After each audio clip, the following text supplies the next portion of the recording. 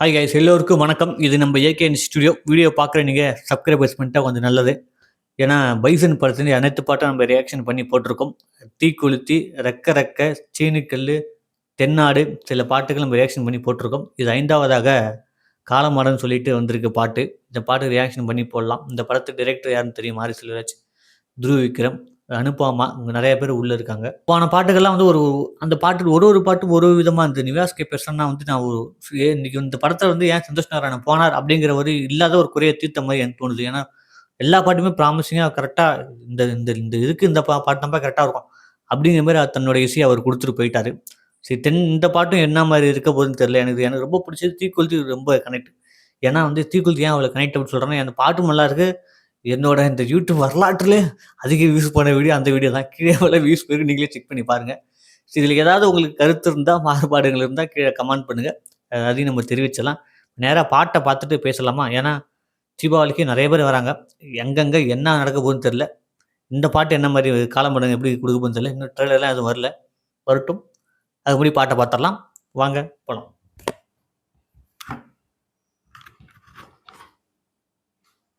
Ready, start. 1 2 3.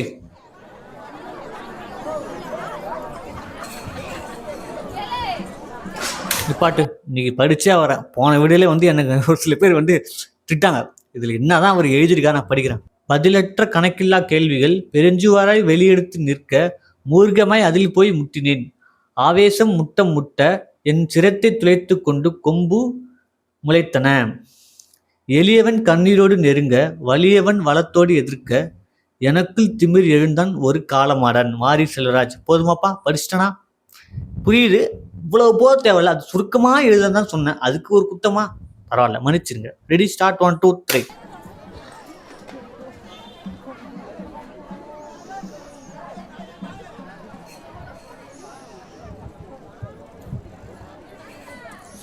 அப்படி இங்கிலீஷ்ல translate பண்றாரு.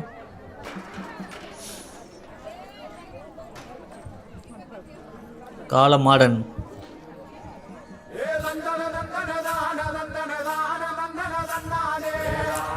ஏவே மகாலிங்க. ஓ, மகாலிங்க மாமா. நிவாஸ் கே சொன்னா நல்லா இருக்குல்ல? அடா, மகாலிங்கம் எப்படி இருக்காரு?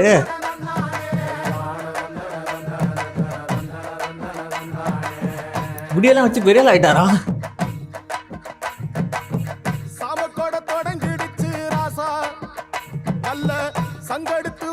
சாமி பாட்டு மாதிரி இருக்கு.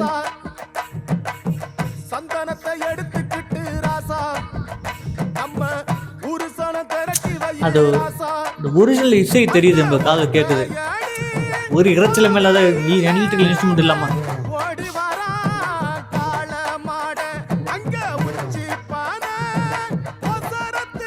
பயங்கரமா இருக்காரு பார்க்க துருவ்.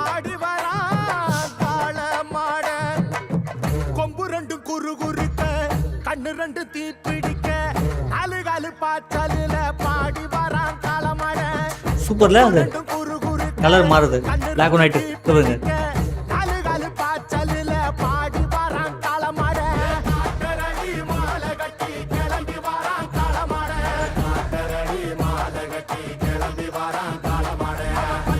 திருவிழா சாங் தான், திருவிழா நடக்கிற மாதிரி இருக்கு.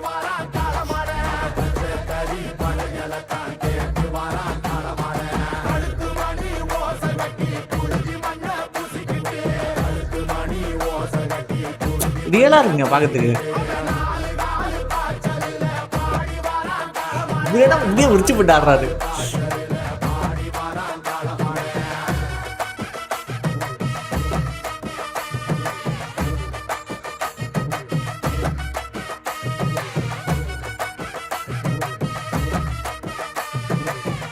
நல்லா இருக்கு.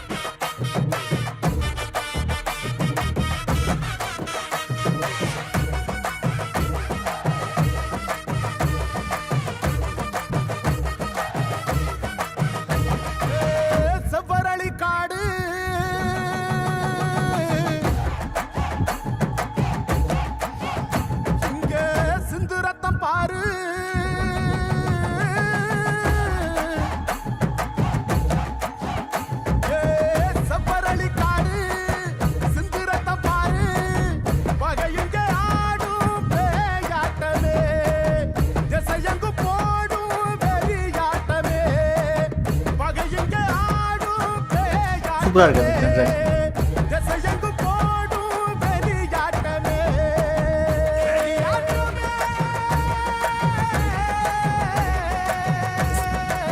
தீப்பந்தம் கொளுத்துங்கய்யா ராசா, துரத்தும் தீமையெல்லாம் எரியட்டுமே ராசா. வெல்கம்ப தூக்கிக்கிட்டு ராசா, பறிக்கும் வெளியெல்லாம் உடச்சி எறி ராசா.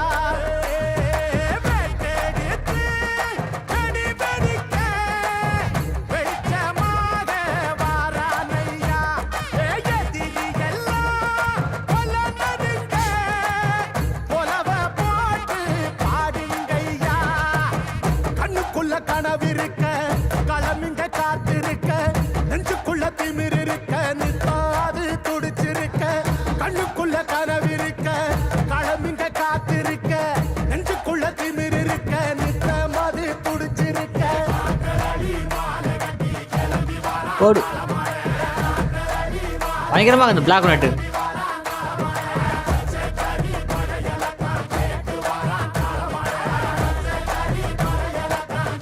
பயங்கரமா இருக்குல்ல பார்க்கறதுக்கு.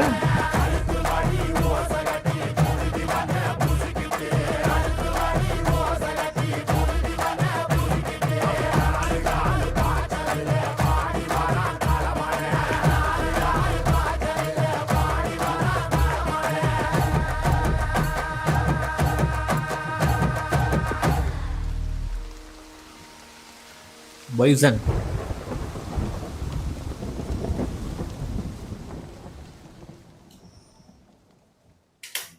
Super super super.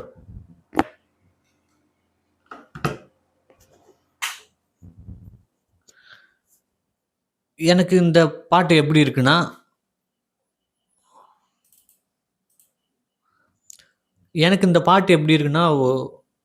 ஒரு திருவிழா கோலத்துல ஒரு பாட்டு இருக்கும். எனக்கு தெரிஞ்சு ஒரு பழைய பாட்டு கேட்குற மாதிரி ஒரு ஃபீல் ஆகுது. எனக்கு அந்த காலத்துக்கு போன மாதிரி என்ன சொல்றது, இந்த இந்த இந்த 2005 2004 ஒரு கிராமத்து படங்கள் ஒரு பாட்டு இருக்கும்ல, ஒரு டோன் இருக்குல்ல, கிராமத்து டோன் ஒன்று இருக்குன்னு பார்த்தீங்கன்னா, ஏன் அந்த டோன் இருக்குது அப்படின்னா, உண்மையா சொல்லப்போனா அதில் எந்த ஒரு எலக்ட்ரிக்கல் இன்ஸ்ட்ருமெண்ட்டுமே இல்ல அதுல. முதல்ல நிவாஸ் கே பிரசன்னா ஒரு எலக்ட்ரிக்கல் இன்ஸ்ட்ருமெண்ட் இல்லாம அந்த பாட்டை வந்து கையாண்ட விதம் எனக்கு ரொம்ப பிடிச்சிருந்துச்சு.